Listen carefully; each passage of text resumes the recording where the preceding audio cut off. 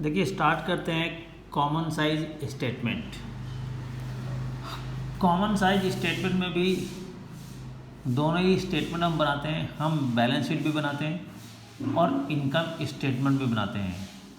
तो हम पहले बना रहे हैं common size income statement.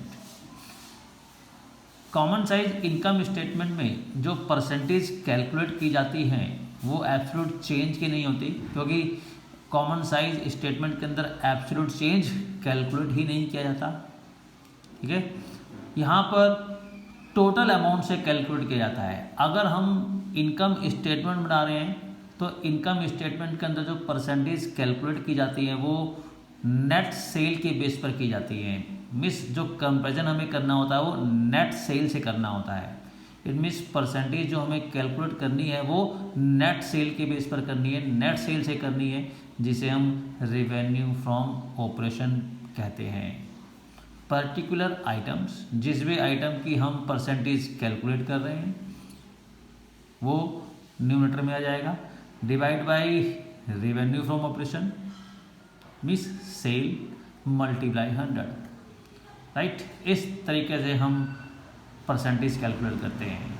Right, दोनों ही ईयर की अलग अलग परसेंटेज कैलकुलेट की जाएगी। लास्ट ईयर की अलग कैलकुलेट की जाएगी, करंट ईयर की अलग कैलकुलेट की जाएगी, क्योंकि हम जो परसेंटेज कैलकुलेट कर रहे हैं, जो अपना कंपेरिजन कर रहे हैं, ठीक है, वो सेल के बेस पर कर रहे हैं। सेल का कितना परसेंट हमने एक पर्टिकुलर एक्सपेंसेस खर्च किया है, या हमने इनकम अर्न की है, या हमने प्रॉफिट अर्न किया है, वो हमें कैलकुलेट करना है। ठीक है, यही कॉमन साइज इनकम स्टेटमेंट है। तो देखिएगा, इनकम स्टेटमेंट का फॉर्मेट तो हमें आता है पहले से, बट इसमें से माइनर सा चेंज होगा।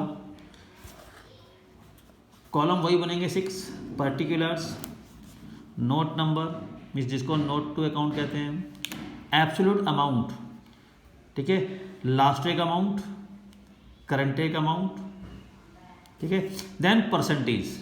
परसेंटेज कैलकुलेट की जाएगी, percentage of revenue from operation, कि रेवेन्यू फ्रॉम ऑपरेशन का कितना परसेंट है। ठीक है, करंट लास्ट ईयर की परसेंटेज कितनी है, करंट ईयर की परसेंटेज कितनी है। राइट, दोनों ईयर की अलग अलग परसेंटेज कैलकुलेट की जाएगी। जब हम सेल की परसेंटेज निकालेंगे, और सेल की परसेंटेज सेल से ही निकाली जाएगी, मीन्स न्यूमरेटर में भी सेल रहेगी, डिनोमिनेटर में भी सेल रहेगी, मल्टीप्लाई 100। तो सेल की जब परसेंटेज निकालेंगे तो वो 100% ही आती है, क्योंकि सेल की परसेंटेज सेल से ही कैलकुलेट की जा रही है, तो वो तो 100% आएगी। ठीक है ना। बाकी सभी की परसेंटेज जो कैलकुलेट की जाएगी वो सेल के बेस पे की जाएगी। फॉर्मेट सब कुछ वही है, रेवेन्यू फ्रॉम ऑपरेशन, फिर अदर इनकम ऐड करेंगे तो टोटल इनकम आएगी, टोटल रेवेन्यू आ जाएगा। फिर एक्सपेंसेस, टोटल रेवेन्यू में से टोटल एक्सपेंसेस माइनस कर देंगे तो हमें प्रॉफिट बिफोर टैक्स मिल जाएगा। प्रॉफिट बिफोर टैक्स में से लेस कर देंगे इनकम टैक्स, तो हमें प्रॉफिट आफ्टर टैक्स मिल जाएगा। ठीक है, क्लियर, सब कुछ वही है, सिर्फ परसेंटेज दोनों ईयर की अलग अलग निकालनी है, वो जो कि सेल के बेस पर निकालनी है। यहाँ पर प्रीवियस ईयर के बेस पर, लास्ट ईयर के बेस पर परसेंटेज नहीं निकाली जाती, क्योंकि इसके अंदर एब्सोल्यूट चेंज कैलकुलेट ही नहीं करना होता। ठीक है, तो देखिए स्टार्ट करते हैं क्वेश्चन नंबर 21। देखिए, common size statement of profit loss बनाना है या इनकम स्टेटमेंट बनानी है from the following statement of profit and loss of Star Limited for the year ended 31 March 2015, जो कि लास्ट ईयर है, एंड 31 मार्च 2016, जो कि करंट ईयर है। Prepare a common size statement. Revenue from operation दिया गया है दोनों ईयर का, लास्ट ईयर का 20 लाख, करंट ईयर का 25 लाख। एम्प्लॉयज़ बेनिफिट एक्सपेंसेस दिए गए हैं, लास्ट ईयर के 7 लाख रुपीज़ है, करंट ईयर के 10 लाख। फिर अदर एक्सपेंसेस दिया गया है, लास्ट ईयर का 3 लाख रुपीज़ है, करंट ईयर का 2 लाख रुपीज़ है, और दोनों ही ईयर टैक्स लग रहा है 40%। ठीक है, तो देखिएगा format, common size statement of profit and loss, तो ऊपर आएगा यहाँ पे इन बुक्स ऑफ, कंपनी का नाम स्टार लिमिटेड है, in books of Star Limited, right? Common size statement of profit and loss for the year ended 31st March 2015 and 2016. Particular note number या note to account, absolute amount के अंदर last year का amount 31 March 2015, 31 March 2016 amount, percentage of revenue from operation, percentage calculate करनी है revenue from operation के base पर, 31 March last year percentage, 31 March current year percentage. First of all यहाँ पर आएगा revenue from operation. Last year revenue from operation 20 lakh rupees था, तो current year में बढ़कर 25 लाख रुपीज़ आ गया, लेकिन यहाँ पर एब्सोल्यूट चेंज नहीं निकाला जाता, ठीक है। तो करंट ईयर की जो सेल है वो 25 लाख रुपए और लास्ट ईयर की जो सेल थी वो 20 लाख रुपीज़ थी। इसमें हम ऐड करते हैं अदर इनकम नहीं दी गई। नंबर 2 पर आएगा एक्सपेंसेस। एक्सपेंसेस में दो दिए गए हैं हमें, एक तो एम्प्लॉय बेनिफिट एक्सपेंसेस और अदर एक्सपेंसेस, दोनों आ जाएंगे। पहले एम्प्लॉयज बेनिफिट एक्सपेंसेस आएगा, ठीक है ना। वैसे तो एक्सपेंसेस में पहले आता है कॉस्ट ऑफ मटेरियल कंज्यूम, नहीं दिया गया। फिर परचेज आता है ऑफ स्टॉक इन ट्रेड, वो भी नहीं दिया गया, ठीक है ना। फिर चेंज इन इन्वेंट्री आती है, वो भी नहीं दिया गया, राइट। एम्प्लॉय बेनिफिट एक्सपेंसेस दिया गया है, ये लिख देंगे employees benefit expenses. Last year 7 lakh rupees था, करंट में 10 लाख रुपीज़ हो गया। देन फिर अदर एक्सपेंसेस दिए गए हैं, ठीक है, और कुछ भी नहीं दिया गया बीच में, फाइनेंस कॉस्ट भी नहीं दिया, डेप्रिसिएशन भी नहीं दिया, ठीक है। तो अदर एक्सपेंसेस आ जाएंगे। लास्ट ईयर 3 लाख रुपीज़ था, करंट में 2 लाख रुपीज़ हो गया। टोटल एक्सपेंसेस 7 और 3 10 लाख रुपीज़ टोटल एक्सपेंसेस है। करंट के 10 और 2 12 लाख रुपीज़ टोटल एक्सपेंसेस है। टोटल रिवेन्यू में से, टोटल सेल में से टोटल एक्सपेंसेस माइनस कर देंगे, ठीक है। तो 4 नंबर पर 1 माइनस 3, 1 में से 3 पॉइंट को माइनस कर दो, 20 लाख माइनस 10 लाख, 20 लाख रुपीज़ हमारी इनकम थी, उसमें से 10 lakh rupees total expenses minus कर देंगे, 10 लाख रुपीज़ हमारा आ गया प्रॉफिट बिफोर टैक्स। करंट में रिवेन्यू हमारी 25 लाख रुपीज़ है, तो एक्सपेंसेस हमारे टोटल 12 लाख रुपीज़ है। 25 लाख में से 12 लाख रुपीज़ माइनस कर दो, 13 लाख रुपीज़ हमारा प्रॉफिट बिफोर टैक्स आ गया। इसमें से लेस करेंगे टैक्स, 40% टैक्स लग रहा है। 10 लाख रुपीज़ का 40% 4 लाख रुपीज़, 13 लाख रुपीज़ का 40% 5,20,000। प्रॉफिट बिफोर टैक्स में से टैक्स माइनस कर दो, 10 माइनस 4 लाख 6 लाख रुपीज़ आ गया हमारा प्रॉफिट आफ्टर टैक्स, ठीक है। 13 लाख रुपीज़ करंट का हमारा प्रॉफिट बिफोर टैक्स था, जिस पर 5,20,000 टैक्स लग गया, लेस कर देंगे 7,80,000 रुपीज़ हमारा प्रॉफिट आफ्टर टैक्स आ गया। अब देखिए दोनों ईयर की परसेंटेज अलग अलग कैलकुलेट की जाएंगी, ठीक है ना। पहले हम परसेंटेज कैलकुलेट करते हैं 2015 की। एब्सोल्यूट चेंज तो कॉमन साइज में निकलता नहीं है, ठीक है। सभी की percentage revenue from operation, expenses, profit before tax, tax, profit after tax, सभी की परसेंटेज अलग अलग कैलकुलेट करनी है। इन सभी की परसेंटेज कैलकुलेट करेंगे और वो किसके बेस पर करेंगे, सेल के बेस पर करेंगे।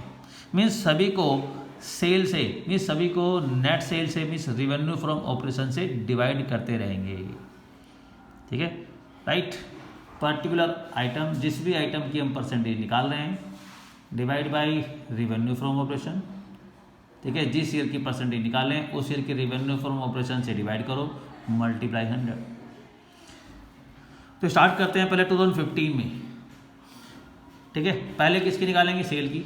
20 लाख को 20 लाख से डिवाइड करेंगे, 20 लाख सेल है हमारी, divide by net cell means revenue from operation. 20 lakh को 20 लाख से डिवाइड मल्टीप्लाई 100% आ जाएगा, ठीक है। इसलिए फर्स्ट आइटम की जो हम परसेंटेज निकालते हैं वो 100% नहीं होता है। सेल की परसेंटेज सेल से निकालेंगे तो 100% तो आएगा। जब करंट में 25 लाख रुपये सेल है और इसकी परसेंटेज 25 लाख से डिवाइड करेंगे, ठीक है, मल्टीप्लाई 100 तो 100% ही आएगा, राइट। आगे चलते हैं। सेल के बाद एक्सपेंसेस में आते हैं। Employee benefit expenses 7 lakh rupees है, डिवाइड बाई 20 लाख। सभी को रेवेन्यू फ्रॉम ऑपरेशन से डिवाइड करते चलेंगे। 7 लाख को 20 लाख से डिवाइड, मल्टीप्लाई 100। 3 लाख को 20 लाख से डिवाइड, मल्टीप्लाई 100। 10 लाख को 20 लाख से डिवाइड, मल्टीप्लाई 100। ये 10 लाख को 20 लाख से डिवाइड, मल्टीप्लाई 100। 4 लाख को 20 लाख से डिवाइड, मल्टीप्लाई 100। 6 लाख रुपीज़ को 20 लाख रुपीज़ से डिवाइड, मल्टीप्लाई 100।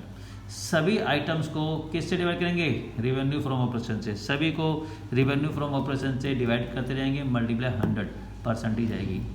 तो देखिए 7 लाख डिवाइड बाई 20 लाख, ये मैंने यहाँ पर वर्किंग बनाकर दिखा दी।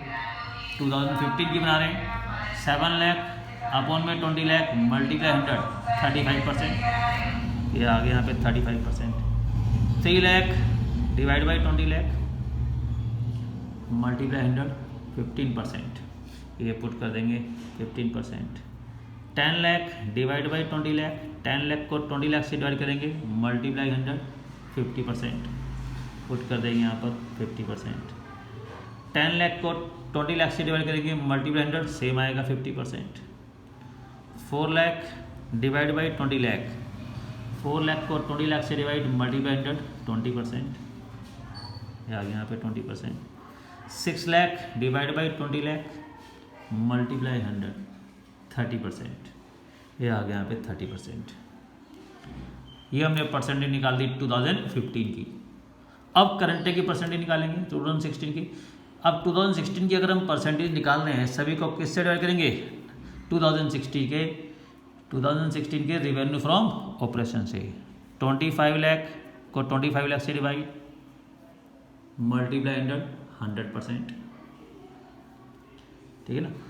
अब सभी को 25 लाख से डिवाइड करते जाएंगे। 10 लाख को 25 लाख से डिवाइड, मल्टीप्लाई 100। 2 लाख अपॉन में 25 लाख, 12 लाख अपॉन में 25 लाख, 13 लाख अपॉन में 25 लाख, 5,20,000 अपॉन में 25 लाख, 7,80,000 अपॉन में 25 लाख, मल्टीप्लाई 100। तो देखिएगा 10 लाख को डिवाइड करेंगे 25 लाख से, 10 lakh divide by 25 lakh multiply 100, 40%, ये आ जाएगा यहाँ पे 40%। 2 लाख अपॉन में 25 लाख, देखिएगा मल्टीप्लाई 100, 8%, ये पुट कर देंगे 8%। 12 lakh divide by 25 lakh multiply 100, 48%, ये आ गया 48%। 13 लाख अपॉन में 25 लाख, देखिएगा 13 लाख अपॉन में 25 लाख मल्टीप्लाई 100, 52%, ये 52% पुट कर दिया। 5,20,000 अपॉन में 25 लाख मल्टीप्लाई 100, 20.80, आ गया यहाँ पे 20.80। 7,80,000 अपॉन में 25 लाख मल्टीप्लाई 100, 31.20, ठीक है, राइट। ये है हमारी कॉमन साइज इनकम स्टेटमेंट। तो कॉमन साइज इनकम स्टेटमेंट में दोनों ईयर की परसेंटेज अलग अलग कैलकुलेट की जाती हैं, ठीक है। जिस ईयर की परसेंटेज निकाल रहे हैं उस ईयर के रेवेन्यू फ्रॉम ऑपरेशन से डिवाइड करते चले आओ। जिस भी आइटम की परसेंटेज निकाल रहे हैं उस आइटम को उस ईयर की नेट सेल से डिवाइड कर देंगे, मल्टीप्लाई 100% आ जाएगी। क्लियर। क्वेश्चन नंबर 25 देखते हैं, देखिएगा 25 question. Prepare common size statement of profit and loss from the following information. Revenue from operation दिया है, लास्ट ईयर 20 लाख रुपीज़ दिया है, करंट में 25 लाख। अदर इनकम दी गई है, लास्ट ईयर 50,000, करंट में 1 lakh. Cost of material consume expenses का पार्ट है, लास्ट ईयर 10 लाख, करंट में 15 लाख। एम्प्लॉय बेनिफिट एक्सपेंसेस, ये भी एक्सपेंसेस का पार्ट है, लास्ट ईयर 3 लाख, करंट में लास्ट ईयर 2 लाख, करंट में 3 lakh. Other expenses last year 3,50,000 rupees के दिए हैं, करंट में 4,50,000 रुपीज़ के दिए हैं। एडिशनल इन्फॉर्मेशन दी है, कहता है अदर एक्सपेंसेस, ये तो अदर एक्सपेंसेस दिए गए हैं, लास्ट ईयर 350 एंड करंट में 450। इंक्लूडिंग प्रोविजन फॉर टैक्स, इनके अंदर प्रोविजन फॉर टैक्स इंक्लूड है 2 lakh rupees for the year ended 31 March 2019। Last year का जो अदर एक्सपेंसेस है 3,50,000, उसके अंदर 2 लाख रुपये टैक्स है। अगर 3,50,000 रुपीज़ के अंदर अगर 2 लाख रुपीज़ टैक्स है तो मतलब अदर एक्सपेंसेस सिर्फ 1,50,000 रुपीज़ हैं।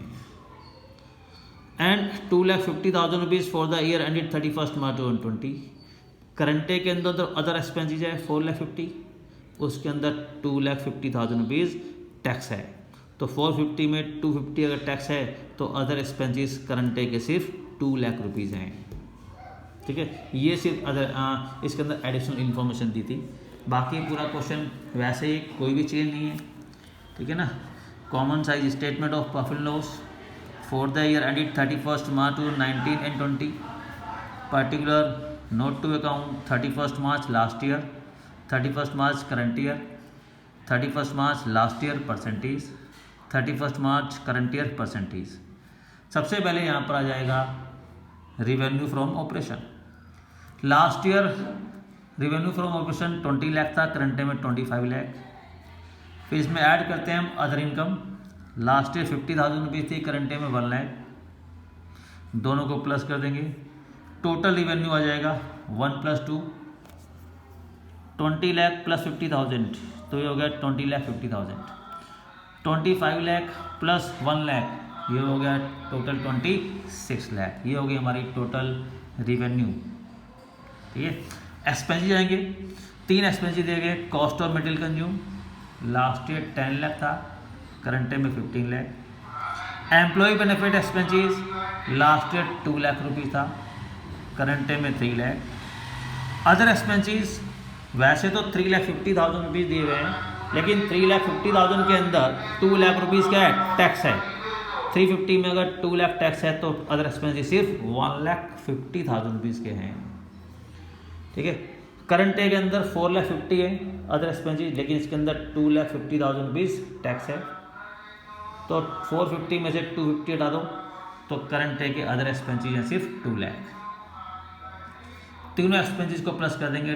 लास्ट ईयर के टोटल एक्सपेंसेस 13,50,000, करंट डे के टोटल एक्सपेंसेस 20 लाख रुपीज़ है। टोटल रेवेन्यू में से टोटल एक्सपेंसेस को माइनस कर दो, 20,50,000 माइनस 13,50,000, ये मिल गया PBT, profit before tax 7 lakh. ठीक है। 26 lakh rupees total revenue minus total expenses 20 lakh, 6 lakh रुपए प्रॉफिट बिफोर टैक्स। लेस कर देंगे टैक्स। लास्ट ईयर का टैक्स है 2 लाख रुपए, करंट ईयर का टैक्स है 2,50,000। लेस कर देंगे 7 लाख में से 2 लाख को माइनस करो, 5 लाख रुपीज़ हो गया हमारा profit after tax. 6 lakh rupees less 2,50,000 rupees, 3,50,000 rupees हो गया हमारा प्रॉफिट आफ्टर टैक्स। दोनों ही की परसेंटेज कैलकुलेट कर दी जाएगी। ठीक है। सेल की परसेंटेज पहले चलते हैं 2019 लास्ट ईयर की। अगर सेल की परसेंटेज सेल से निकालेंगे तो कितना आएगा, 100%। 50,000 को डिवाइड करेंगे 20 लाख से, देखिए कुछ परसेंटेज निकाल दी मैंने। 50,000 divide by 20 lakh multiply 2.5। 20 lakh 50,000 को डिवाइड करेंगे 20 लाख से, तो 20 लाख 50,000 अपॉन में 20 लाख मल्टीप्लाई 102.5। 10 लाख अपॉन में 20 लाख 50% हो जाएगा। ठीक है ना, ये निकाल के दिखाया मैंने कुछ। फिर इसके बाद 2 लाख अपॉन में 20 लाख मल्टीप्लाई 10%। 1,50,000 अपॉन में 20 लाख, 1,50,000 को 20 लाख से डिवाइड मल्टीप्लाई 7.5। 13,50,000 अपॉन में 20 लाख, ठीक है, मल्टीप्लाई 67.50। ऐसे ही आगे भी 7 लाख को डिवाइड करेंगे, 7 लाख अपॉन में 20 लाख मल्टीप्लाई 35%। 2 लाख अपॉन में 20 लाख मल्टीप्लाई 10%। और 5 लाख को डिवाइड करेंगे 20 lakh multiply 100 25%। Right. Same current day की भी परसेंटेज निकाल जाएगी। अगर करंट डे 2020 की परसेंटेज निकालेंगे तो सभी को करंट डे की जो सेल है, करंट डे का जो रेवेन्यू फ्रॉम ऑपरेशन है 20 लाख और 25 लाख रुपीज़ इससे डिवाइड किया जाएगा। 25 अपॉन में 25 मल्टीप्लाई 100% आ गया। 1 लाख को डिवाइड करेंगे 25 लाख से, 1 लाख अपॉन में 25 मल्टीप्लाई 100 4%। 26 लाख अपॉन में 25 लाख मल्टीप्लाई 104%। 15 लाख को डिवाइड करेंगे 25 लाख से मल्टीप्लाई 100, तो देखिए 15 लाख अपॉन में 25 लाख मल्टीप्लाई 100 60%, ये 60%। 3 लाख अपॉन में 25 लाख मल्टीप्लाई 100 12%, ये 12%। 2 लाख अपॉन में 25 लाख मल्टीप्लाई 100 8%। 20 लाख को डिवाइड करेंगे 25 लाख से, 20 लाख अपन में 25 लाख को डिवाइड करेंगे मल्टीप्लाई 100, यह आ जाएगा 80%। सभी को ऐसे 6 लाख को डिवाइड करेंगे 25 लाख से मल्टीप्लाई 100 24%।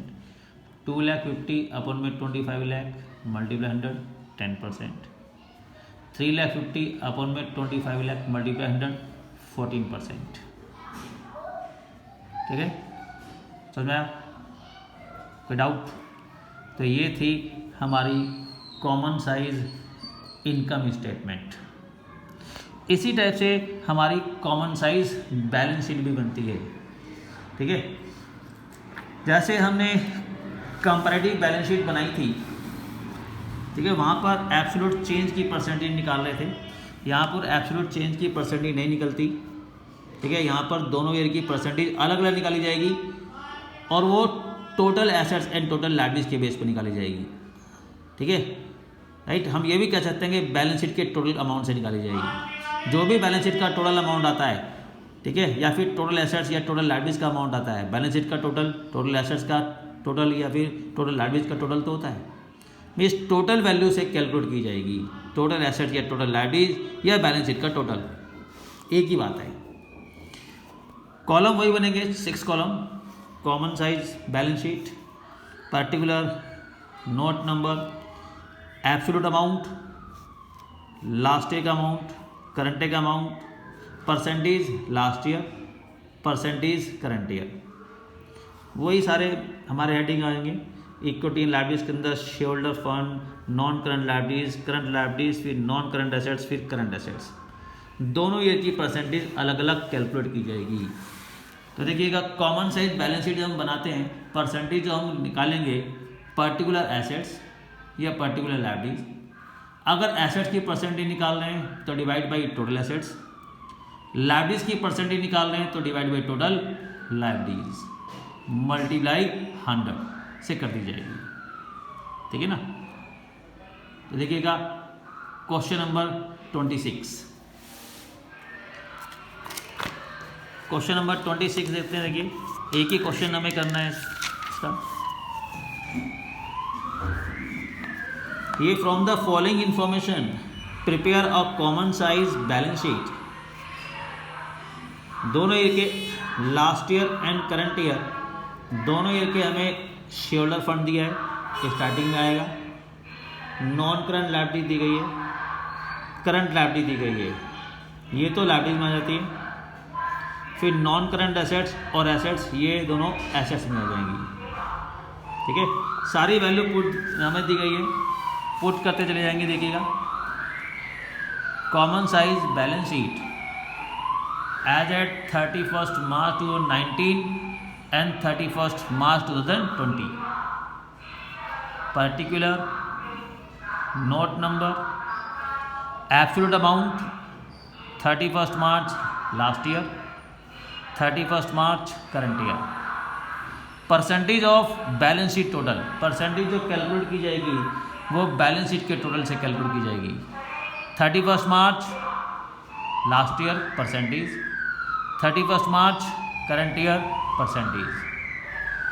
सबसे पहले equity and liabilities, equity and liabilities के अंदर आएगा share holder fund. Last year हमारा 3,60,000 रुपीज़ है, करंट ईयर में 5,40,000 रुपीज़ है। शेयर होल्डर फंड के बाद non current liabilities, last year 1,80,000 rupees था, करंट डे में भी 1,80,000 रुपीज़ है, गिवन है सारी वैल्यू क्वेश्चन में। Then current liabilities, last year 60,000 rupees था, करंट डे में 1,80,000 रुपीज़ है, ये हमारी टोटल लायबिलिटीज आ गई। प्लस कर देंगे सभी को, लास्ट ईयर हमारी टोटल लायबिलिटीज 6 लाख रुपीज़ है, तो करंट डे में टोटल लायबिलिटीज 9 लाख रुपीज़ है। नंबर 2 पर आते हैं assets. Non current assets, last year 4,20,000, current day में 6,30,000। करंट एसेट दी गई है दोनों ईयर की, देखिए करंट एसेट्स क्वेश्चन में गिवन है, लास्ट ईयर 1,80,000, करंट डे में 2,70,000, ये पुट कर दिया हमने 1,80,000 एंड 2,70,000। प्लस कर देंगे लास्ट ईयर की total asset 6 lakh, total liabilities 9 lakh. ठीक है, ये बैलेंस शीट के टोटल है। लास्ट ईयर का जो बैलेंस शीट का टोटल है वो 6 लाख रुपीज़ है। ठीक है, इसे परसेंटेज निकालेंगे, टोटल लायबिलिटीज से निकालो या टोटल एसेट से निकालो या बैलेंस शीट के टोटल से निकालो, मतलब वही है, सिर्फ लैंग्वेज अलग है लेकिन मीनिंग वही है। ठीक है, मीन्स दोनों ईयर की अलग अलग परसेंटेज हमें कैलकुलेट करनी है। पहले हम लास्ट ईयर की परसेंटेज निकालते हैं। लास्ट ईयर की जब परसेंटेज कैलकुलेट की जाएगी, ठीक है, अगर लायबिलिटीज की परसेंटेज कैलकुलेट की जाएगी तो टोटल लायबिलिटीज से डिवाइड कर दो, एसेट से अगर एसेट की परसेंटेज कैलकुलेट की जाएगी तो टोटल एसेट से डिवाइड कर दो। है दोनों का मीनिंग वही, एसेट्स और लायबिलिटीज दोनों का टोटल सेम तो होता है, बैलेंस शीट है तो टैली तो होती है। ठीक है ना, तो पहले हम कैलकुलेट करते हैं लायबिलिटी साइड की। लास्ट ईयर की liabilities, shoulder fund, last year 3,60,000 rupees का हमारा शोल्डर फंड है, divide by total liabilities 6 lakh. तो देखिएगा 3,60,000 अपॉन में total liabilities 6 lakh, multiply 100, 60%। 1,80,000 divide by 6 lakh, multiply 100, 30%। फिर 1,80,000 डिवाइड बाई इसके बाद सॉरी 60,000, 3,60,000 अपॉन में 6 लाख, 1,80,000 अपॉन में 6 lakh, 60,000 divide by 6 lakh, multiply 100, ये आ गया 10%। ठीक है, तीनों को प्लस करके 100% आएगा। मीन्स टोटल लायबिलिटीज और टोटल एसेट्स, इनकी जो टोटल का अमाउंट आता है, टोटल की जो परसेंटेज आती है वो 100% आती है। आएंगी। जब इससे हम टोटल लायबिलिटीज से परसेंटेज निकाल रहे हैं इन आइटम्स की, तो ठीक है ना, इन सभी का टोटल कितना आएगा, 100% तो आएगा। और वैसे भी 6 लाख अपॉन में 6 लाख मल्टीप्लाई 100, तो 100% तो आना ही आना है। ठीक है, राइट। अब आते हैं एसेट्स पर। 4,20,000 डिवाइड बाई 6 लाख, देखिएगा 4,20,000 अपॉन में 6 lakh multiply 100, 70%। 1,80,000 divide by 6 lakh, multiply 100, ये आ गया 30%। 6 लाख अपॉन में 6 लाख, ये 6 लाख को 6 लाख से करेंगे 100%। ठीक है, तो टोटल लायबिलिटीज और टोटल एसेट्स की जो परसेंटेज होती है वो 100% होती है। ठीक है, इन सभी का टोटल और इन सभी का टोटल 100% ही आएगा। अगर इनका टोटल 100% नहीं आ रहा और इनका लायबिलिटीज का भी टोटल 100% नहीं आ रहा, तो इसका मतलब कहीं पर हमारी कैलकुलेशन मिस्टेक हो गई है। राइट। करंट डे की निकालते हैं। करंट डे की परसेंटेज निकालेंगे तो करंट डे की टोटल अमाउंट से, लायबिलिटीज से या टोटल एसेट से डिवाइड, मीन्स 9 लाख से डिवाइड करेंगे। 5,40,000 अपॉन में 9 लाख, देखिएगा ना, 5,40,000 अपॉन में 9 लाख, मल्टीप्लाई 100, 60%। 1,80,000 अपॉन में 9 लाख, मल्टीप्लाई 100, 20%। 1,80,000 अपॉन में 9 लाख, मल्टीप्लाई 100, 20% ही आएगा सेम। 9 लाख अपॉन में 9 लाख, मल्टीप्लाई 100, 100% आएगा। ठीक है ना। 6,30,000 अपॉन में 9 लाख, मल्टीप्लाई 100, 70%। 2,70,000 अपॉन में 9 लाख, मल्टीप्लाई 100, 30%। और 9 लाख को अपॉन में 9 लाख डिवाइड करेंगे, मल्टीप्लाई 100% आएगा। टोटल लायबिलिटीज की अगर हम लायबिलिटी साइड की परसेंटेज निकाल रहे हैं तो divide by total liabilities, asset side की परसेंटेज निकाल रहे हैं तो अपन में टोटल एसेट्स से डिवाइड कर दो, मल्टीप्लाई 100। ठीक है, ये हमारी कॉमन साइज बैलेंस शीट है। तो कॉमन साइज में यही है, ठीक है, यहाँ पर एब्सोल्यूट चेंज नहीं होती, ठीक है। अगर इनकम स्टेटमेंट हम बना रहे हैं कॉमन साइज, तो जिस ईयर की परसेंटेज निकाल रहे हैं उस ईयर की रेवेन्यू फ्रॉम ऑपरेशन से डिवाइड करेंगे। अगर कॉमन साइज बैलेंस शीट बना रहे हैं तो जिस ईयर की परसेंटेज निकाल रहे हैं उस ईयर की टोटल लायबिलिटीज या टोटल एसेट से डिवाइड करेंगे, ठीक है। ये है कॉमन साइज स्टेटमेंट, राइट।